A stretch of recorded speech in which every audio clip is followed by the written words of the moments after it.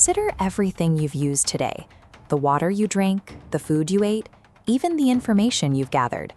We spend our lives taking from the world around us, harmony between the individual and the universe. Think of it as a metaphysical ecosystem. To prevent us from simply draining the world's resources, Yajna sets up a continuous loop of giving and receiving. It moves us from being passive consumers to active participants who are responsible for the balance of the whole system. 3,000 years ago, early Vedic societies lived in direct contact with the elements. To survive, they needed a way to communicate with the natural forces that govern their world. They found that connection in fire, or Agni. Fire acted as a messenger. By placing an offering into the flames, they were symbolically transferring those materials from the human realm to the celestial one. Families would pour clarified butter or grains into the hearth to nourish the environment. In return, they trusted nature to provide the rain and harvest they needed to thrive. These fire rituals functioned as an early ecological contract. It was a formal agreement to ensure that humanity and the earth supported one another.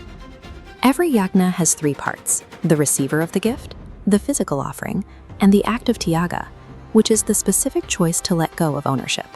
Without that internal choice to let go, the physical fire is just a chemical reaction. The ritual only has weight if you are willing to surrender something you value.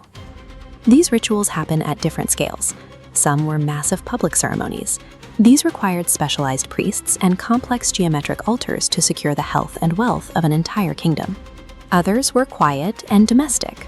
A householder might make a simple offering of milk at sunrise and sunset, aligning their life with the daily rhythm of the sun.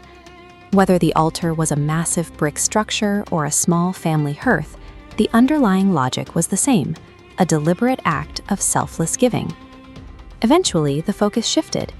If the most important part of the ritual was the choice to let go, then the fire itself was actually secondary to the character of the person performing it. Thinkers began to focus on the qualities of the soul, or atmagunas. These are internal traits like compassion, patience, and freedom from anger.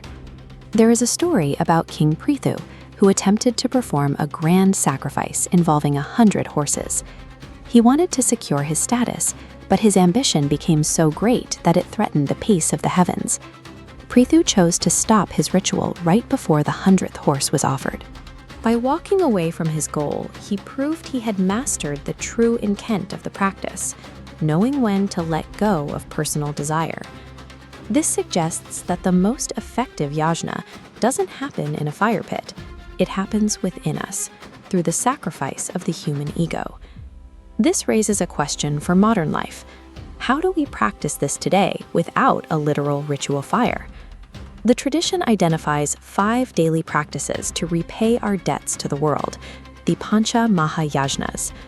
The first 3 are familiar duties: studying and sharing knowledge, respecting the natural forces sustaining us, and honoring our ancestors. The 4th practice is a duty to the wider environment. It involves actively feeding and protecting the non-human world, from the animals in our streets to the insects in our gardens. The 5th is a duty to other people.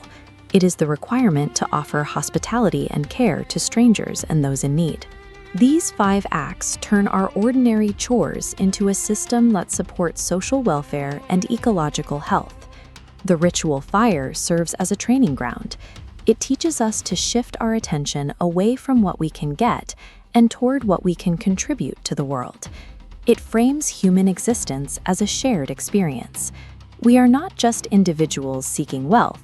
We are a network built on mutual support and gratitude. When life is lived with a spirit of offering, even the smallest act becomes significant. What will you offer back to the world today?